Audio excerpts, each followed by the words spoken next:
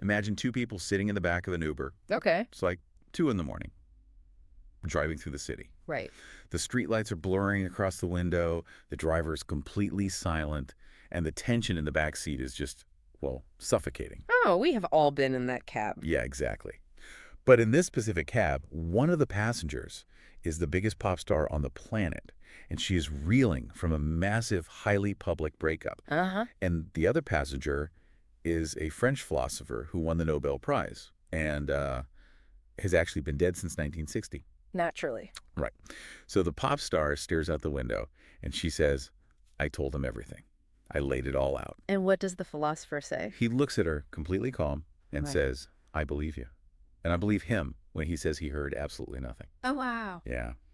So today, we are taking a deep dive into why the total failure to understand the people we love isn't some, tragic mistake that can be fixed with better communication. Right. It's actually the default setting of the human condition. It's an incredibly unsettling thought, honestly. I mean, we spend our entire lives operating under this assumption that if we just find the right words... Like if we just communicate better. Exactly. If we just articulate our feelings clearly enough, the person across from us will finally see the world exactly the way we do. Yeah. But the text we are unpacking today takes a complete sledgehammer to that assumption. It argues that clarity doesn't bridge the gap between two people. It actually illuminates how wide the gap has been all along. Okay, let's unpack this because the source material for our deep dive today is wild. It's a highly unconventional booklet titled Exile, Camus Meets Taylor Swift. Yes. And it's written under the pseudonym, I'm probably going to mess this up, but it's a Taiwanese Mandarin pseudonym that translates to mouse-colored cat. That is correct, yeah. It's part of this larger, really experimental series called the Philo Swift Collection. Right. And I have to admit, when I first saw the premise for this, pairing a massive pop culture icon with Albert Camus, my immediate reaction was just extreme skepticism. I mean, isn't mashing up a pop star and a Nobel laureate just a flashy gimmick? Like putting a bumper sticker on a Bentley. Well, it's funny you say that because that reaction isn't just expected by the author. It is actually the first major concept the text deconstructs. Oh, really? Yeah. The author anticipates that anyone with a serious academic background will scoff at this pairing. Yeah. And to explain why we scoff, the text brings in the work of Pierre Bourdieu. The French sociologist. Exactly. Specifically, his landmark book called Distinction. Because Bourdieu spent his career analyzing how society decides what is considered, high culture and what is dismissed as low culture. Right, like classical music versus top 40 radio. Exactly. We tend to think that a philosophical treatise is inherently deep and a pop song is inherently shallow. But Bourdieu argued that this distinction has almost nothing to do with actual intellectual depth. Wait, nothing to do with depth. Practically nothing. It is entirely about social sorting. Okay, I need to push back on that a bit. Are we really saying there is no inherent difference in depth between a 600-page philosophical text and like a 3-minute song that plays at a grocery store? Well, because one clearly requires a lot more intellectual rigor to produce and to consume, right? it requires a different kind of rigor, for sure. But more importantly, it requires a different kind of access. Let's break down the mechanics of how cultural capital actually works here. Sure. Bourdieu points out that high culture-like studying Camus or Sartre circulates with credentials. To participate in that conversation, you generally need a university degree. Right. You need to have been trained to decode specific academic jargon. And that jargon acts as a socioeconomic barrier. It keeps the club exclusive. So it's like a country club. Yes. When you demonstrate that you understand Camus, you aren't just sharing an idea. You are signaling to the room that you belong to a specific educated class. So the author is saying philosophy is like an exclusive country club. And if you let 70,000 people in a stadium experience the exact same philosophical revelation... Country club members get mad. Because their membership just lost its social currency. Precisely. Now, contrast that with pop culture. Low culture, as the elite would classify it, circulates with playlists. It is instantly accessible. Yeah. You don't need a prerequisite course to understand heartbreak or betrayal or the feeling of isolation in a crowded room. Because pop music spreads so widely, it loses its ability to function as a status signal. Oh, wow. I mean, it reminds me of the hostility you sometimes see when a previously niche underground band suddenly gets a massive radio hit. Oh, totally. The original fans get furious. Right. The music itself hasn't necessarily changed at all, but the social currency of knowing about the band has plummeted because, well, my mom knows about them now. That is the exact mechanism at play here. What's fascinating here is that the author calls this the democratic risk. Democratic risk. Yeah. When you take a profound existential concept that has been guarded by university walls for decades and you translate it into a pop song, you strip away its protective armor. You remove the gatekeeping. Exactly. That is a deeply democratic act. But it infuriates the gatekeepers because you have taken their scarce cultural capital and made it totally abundant. And the text drives this home in a really visceral way with what it calls an apocryphal foreword. Yes, this part is brilliant. It's an imagined piece of writing from the perspective of a fictionalized Taylor Swift. And she is reflecting on her career, talking about how she spent her youth desperately trying to capture these massive, overwhelming emotions. Like trying to catch lightning in a bottle. Right. And for years, the cultural consensus was just to dismiss her as, just a girl writing trivial breakup songs. Well, the dismissal of female youth is a really critical component of this. Historically, society has always pathologized the intense emotions of young women. Always. They're called hysterical or overdramatic. Exactly.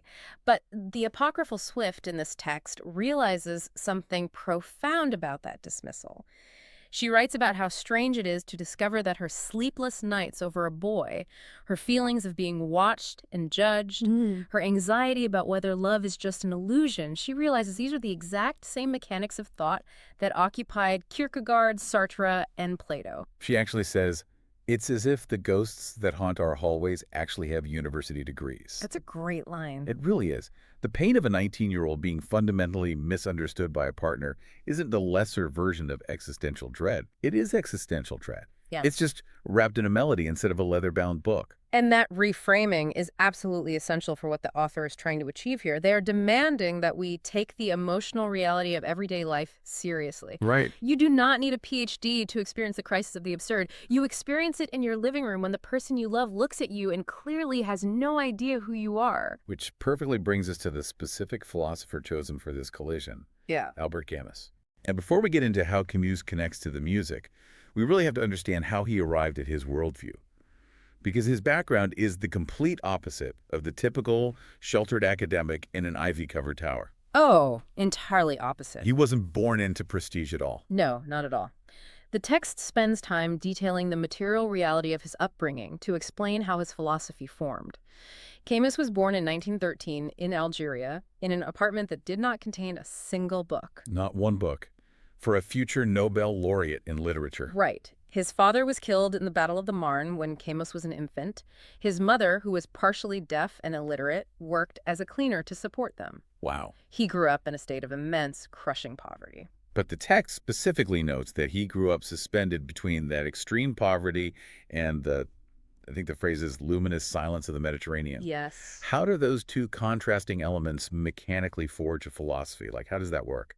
Well, it's about what you learn to rely on when societal structures offer you absolutely nothing. If you grow up in a wealthy, structured environment, it is really easy to believe that the world makes logical sense. Sure. You follow the rules, you get the reward. Exactly. There's a system.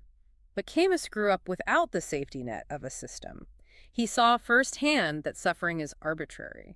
But simultaneously, he was surrounded by the overwhelming, indifferent physical beauty of the Mediterranean sun and sea. Right. The sea doesn't care if you're poor. Exactly. The sea doesn't care, but it is still beautiful. This forged a worldview that rejected abstract academic systems of meaning. He found meaning in the immediate physical sensory world, even while acknowledging that the universe as a whole is entirely indifferent to human suffering. And that indifference is the core of his most famous concept, the absurd. Yes. I mean, the absurd is frequently misunderstood as just meaning random or wacky, like an absurdist comedy. Yeah, people use it to mean silly. But Camus has a very precise, almost mathematical definition of it in this context. He does. The absurd is not a property of the universe itself, and it is not a property of the human mind alone. The absurd is the friction between the two. Okay, the friction. It is the unbridgeable gap between humanity's desperate biological need for meaning, order, and reason, and the stubborn, cold, unreasonable silence of the world. We demand that the universe explain itself to us. Exactly. We demand that our suffering have a purpose. and the universe simply does not answer. It's like spending your entire life trying to decipher a complex code. Like, you Mhm. dedicate all your energy to translating this ancient text, only to finally realize the language doesn't actually exist. Right. It's just random shapes on a page. The tragedy isn't the shapes. The tragedy is the energy you spent demanding they make sense. That is a brilliant way to frame it.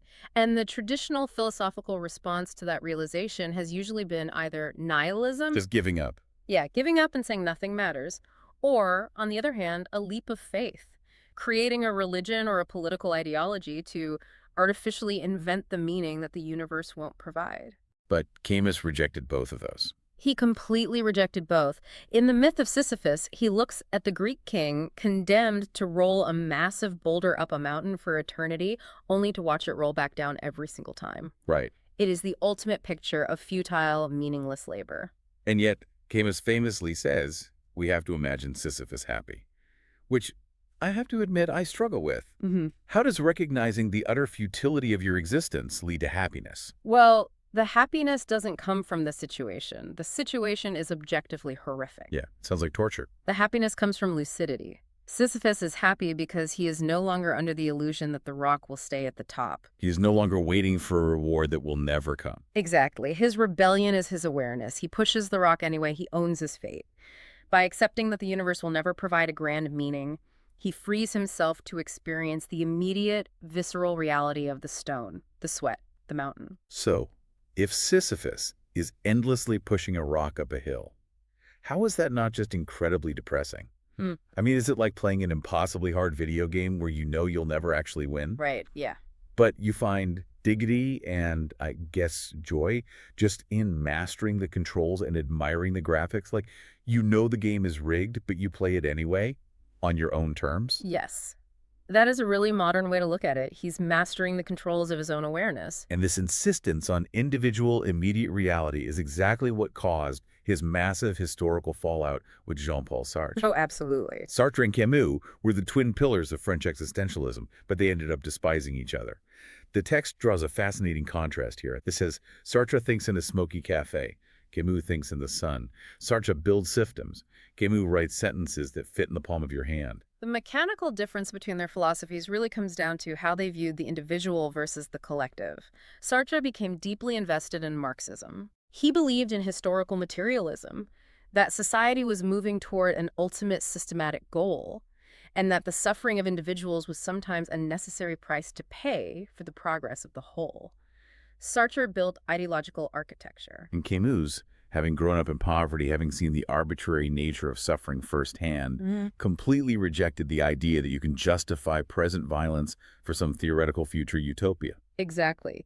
Camus refused to subordinate human life to a concept. He famously said he would choose his mother over justice, meaning he would choose a real, living, breathing human being over an abstract political ideal of what justice should look like. And that made Sartre furious. Oh, because of this, Sartre and his intellectual circle essentially excommunicated Camus. Yeah. They viewed him as unserious, overly sentimental, and unwilling to do the hard work of systematic revolution. It really highlights how lonely Camus' position was. I mean, he was rejecting the illusions of religion, but he was also rejecting the new illusions of political extremism. He was entirely on his own. Very isolated. And his death perfectly mirrored the brutal, arbitrary nature of his philosophy. He died at 44 in a car crash.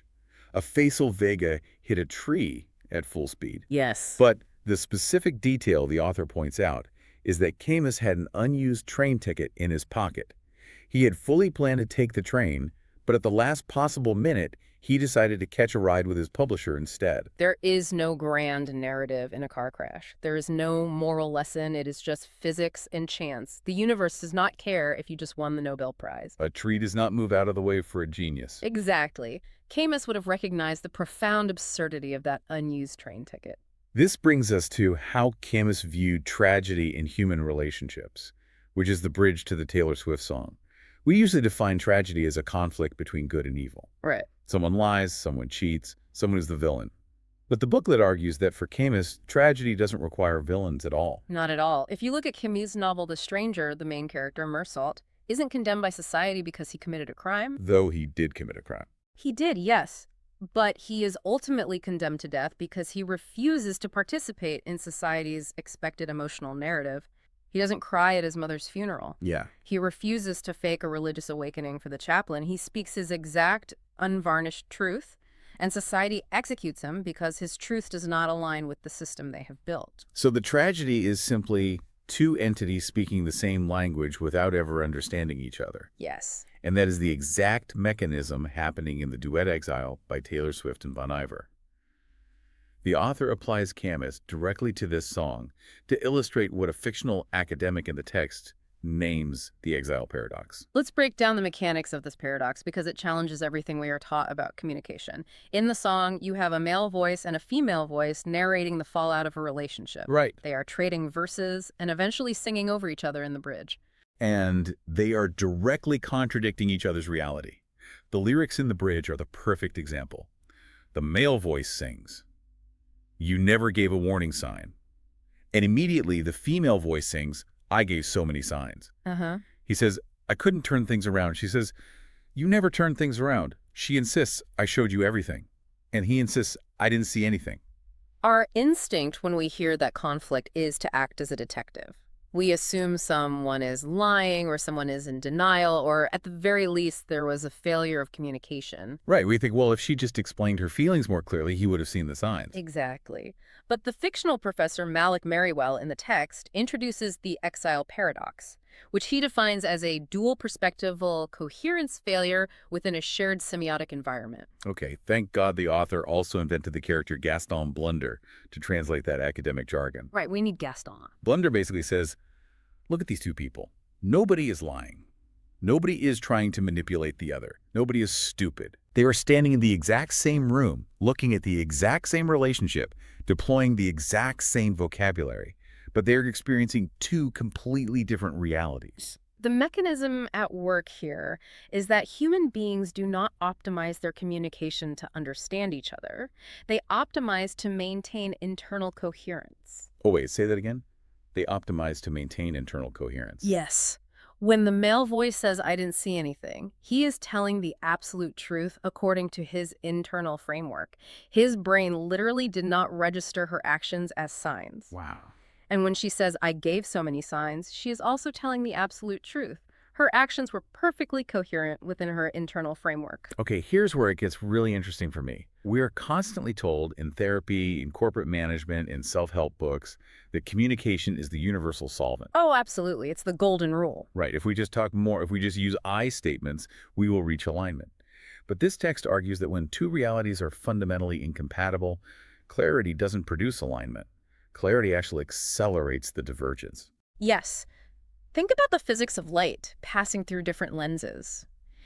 If you and I are looking at a screen, but you are wearing a red filter and I'm wearing a blue filter, increasing the brightness of the projector doesn't help us see the same image. Oh, man. The brighter the light gets, the more aggressively your brain insists the screen is red, and the more aggressively my brain insists it is blue. So the clearer we communicate our conflicting realities, the more convinced we become that the other person is either insane or lying. Exactly. The clarity reinforces the mismatch. The author actually structures this part of the booklet like a pop quiz. They give a multiple choice question. What is really happening in exile? I love this part. Option A suggests it's a conflict caused by poor communication. Right. Option B suggests one partner is failing to empathize with the other.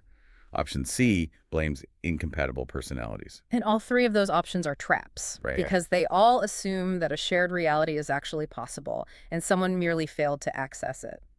The fictional professor reveals that the correct answer is D. The coexistence of two valid but irreconcilable perspectives. Yes. The relationship didn't fail because the system broke down. The relationship failed because the system functioned perfectly, and it successfully proved that it is structurally impossible for these two people to occupy the same narrative. Which brings us back to that incredible scene in the back of the Uber. The author visualizes this philosophical realization by imagining Taylor Swift and Albert Camus sharing a 6.3-kilometer taxi ride. It's such a vivid image. Taylor is agonizing over the contradiction. She says, "I told him everything." Camus tells her, "I believe you." She counters. But he says he didn't see it. That doesn't make sense. And Camus replies, "It does. You are both telling the truth." That is the exact moment the absurd enters the relationship. The human mind demands a single objective truth. We want a referee to blow a whistle and declare who was right and who was wrong. Yeah, we want closure. When Taylor asks Camus, then why does it feel like a lie? She's expressing the pain of the absurd. And Camus delivers the hardest truth of the entire booklet. He says, because you expected one truth. Wow. The suffering isn't caused by the breakup itself. The suffering is caused by the expectation that the other person was ever going to see the world the way you do. The ride ends with Taylor saying it feels like she lost something, and Camus corrects her. He says, no, you discovered it was never shared. Oh, that is so bleak. Well, in the text letter from Philosopher section, he elaborates on this. He writes that we spend our lives expecting a bridge between our mind and the minds of others, but there is no bridge. There are only two shores facing each other. So what does love do then? Love doesn't build the bridge. Love just illuminates the water between the shores. Think about what this means for you, the listener. Think about the last time you had a massive fallout with a business partner or a friend or a spouse. You'd likely have a completely airtight narrative in your head about why you were justified. Oh, for sure. You have the receipts. Exactly. You have the emails, the texts, the memories to prove it. And they have the exact same certainty about their narrative. What Camus is demanding here is that we stop trying to force our narrative onto the other shore. Except the absurd. Right. You are not a villain, and they are not a villain. You're just trapped in the exile of your own perspective. And while that sounds incredibly bleak, as you said earlier, Camus actually views it as the ultimate liberation. Really? How so? Because once you accept that the bridge does not exist, you stop exhausting yourself trying to build it. You stop demanding that the other person surrender their reality to validate yours. You let go. Yes, you achieve lucidity. You can stand on your shore, acknowledge the other shore, and find peace in the fact that you will never fully reach it. It fundamentally changes how you view every conflict in your life. But the author doesn't leave this concept in the realm of personal relationships. No, they take a huge leap. In the afterword, they take this entire framework of human misunderstanding, the impossibility of a shared reality, and the friction of the absurd, and they collide it with the most dominant technological force of our time. Artificial intelligence. Right. And this is where the booklet moves from cultural critique to a vital warning about the future of human thought. The afterword is titled Antidote to Algorithmic Inbreeding. Which is quite a title. It really is. And the author starts with a confession. They admit that this entire project, simulating the voices of Camus, Swift, and fictional professors, would have been impossible without large language models. They describe AI as stochastic parrots of infinity that read everything and understand nothing. Stochastic parrots. Yeah. To understand why the author uses that specific phrasing, we have to look at the mechanics of how generative AI actually functions. It isn't thinking. It isn't accessing a shared reality. No, it's basically math. Exactly. A large language model operates on probability distributions. When you give it a prompt, it doesn't ponder the meaning of the words. It mathematically calculates the most probable next token, or word, based on the billions of parameters it was trained on. So it's an engine of pure statistical consensus. Yes. It maps out the most common relationships between words across human history and regurgitates the mathematical average. And the author warns that this reliance on mathematical averages is leading us toward a crisis called digital autophagy. Autophagy. Right. Autophagy is a biological term for when a body starts eating its own tissue. The author is applying this to digital information. In the early days of digital technology, the promise was infinite fidelity. Right. Perfect copies. Exactly. Unlike a cassette tape that hissed and warped, the more you copied it, a digital file could be copied 1,000,000 times and the ones and zeros would remain pristine. But the danger of AI isn't the degradation of the signal. It is the degradation of the meaning. Because AI is now generating a massive percentage of the text on the internet, future iterations of AI are scraping that synthetic text to train themselves. Oh man, so it's feeding on itself. Yes, the algorithm is no longer training on messy, contradictory human thought. It is training on its own probabilistic outputs. It is an algorithm locked in a hall of mirrors. And the mechanical result of that recursive loop is that the probability curve gets steeper and steeper. The weird outliers, the strange nuances, the unpredictable leaps of logic that characterize actual human thought, they all get flattened out. They get erased. The text says, the more we generate, the less we create.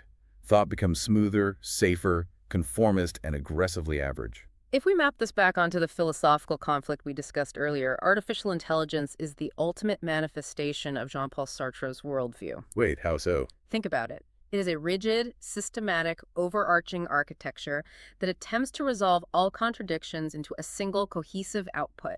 It cannot tolerate the Oh, absurd. what you see. It cannot tolerate two irreconcilable realities existing in the same room. It must average them together to create one truth. And Camus spent his entire life rebelling against that exact kind of systematic thinking. So, if AI is forcing us into this flattened, averaged reality, how do we push back? The author proposes a strategy they call capacitivism. Capacitivism. Capacitivism is not about destroying the machines or refusing to use digital tools. It is about intentionally overloading the system. It is about injecting friction, contradiction, and deliberate absurdity into the circuit. You have to force conceptual leaps that the AI has absolutely no training data for. Exactly. Because the AI only knows the roads that have already been paved by human history. It knows how to get from point A to point B using the most statistically likely route. So AI is like a GPS that only knows the safest highways. Right. And capacitivism is the decision to be driving down that paved highway and suddenly yank the steering wheel into a swamp just to see what the physics engine does. I love that analogy. The AI cannot predict the swamp because the swamp is statistically improbable. The author describes this act as intellectual vandalism, and this entire booklet is a masterclass in it.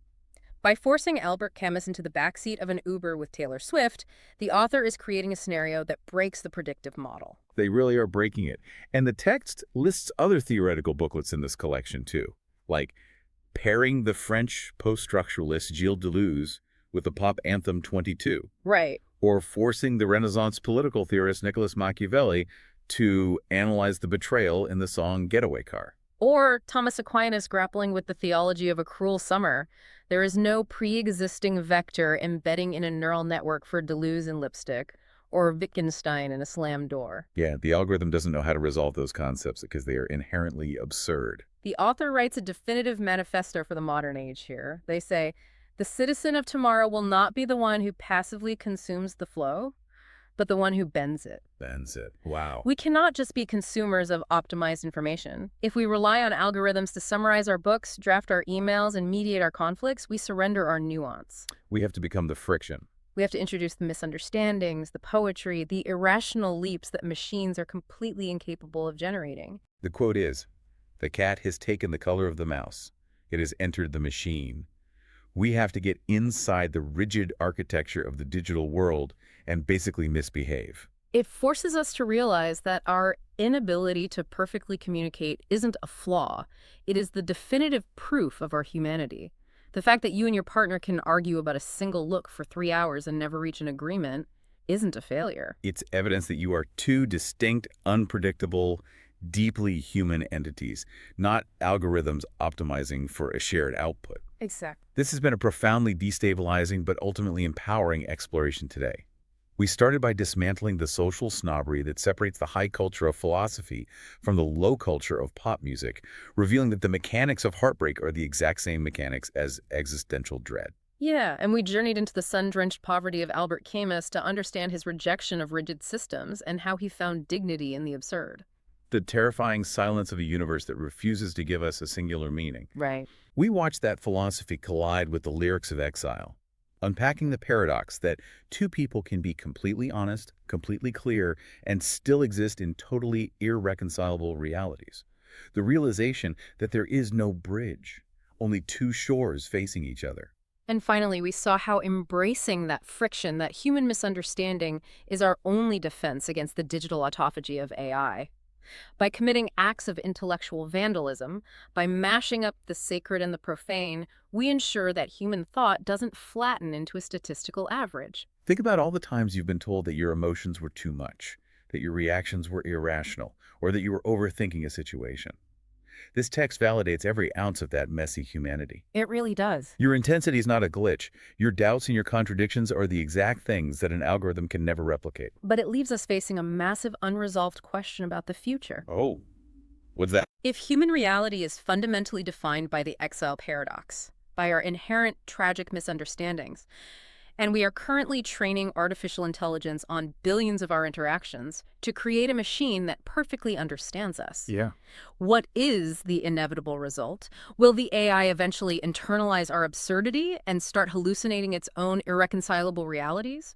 Or, in its relentless pursuit of optimization, will it force human communication into such a narrow average bandwidth that the beautiful, tragic isolation of a song like Exile becomes impossible to even articulate? That is the precipice we are standing on. We engineer the exile right out of our own nature. Thank you for joining us on this deep dive. Keep leaning into the friction, keep embracing the absurdities in your own life, and the next time you hear a pop song in the background, listen closely. You might just hear a dead philosopher arguing in the bridge.